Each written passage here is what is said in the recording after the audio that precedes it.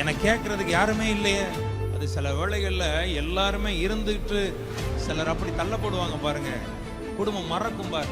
ஒரு நல்ல விஷயத்துக்கு உன்னை ஒதுக்கி வச்சிருப்பாங்க, மற்றவங்க எல்லாம் ஒண்ணு கூடி இருப்பாங்க, உன்னை மறந்து இருப்பாங்க, உன் வீட்டுக்கு வர யோசிப்பாங்க.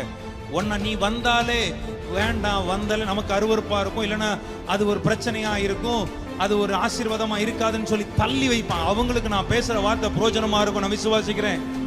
எத்தனையோ வாழ்க்கையில உடைக்கப்பட்டு தள்ளப்பட்டவளாய் தள்ளுண்டவளாய் இருக்கிற ஒன்ன அவர் சேர்த்து கொண்டு இனி எவனும் உனக்கு இருக்க மாட்டான். ஆனா உன்னை விட்டு விலகுவதும் இல்லை, உன்னை கைவிடுவதில்லை என்று சொன்ன தேவன் உன்னை விசாரித்து கொண்டே இருக்க போகிறார். அவர் உன்னை விசாரிக்கிறவரானபடினார் உன் கவலையெல்லாம் நீ அவர் மேல வைத்து விடு.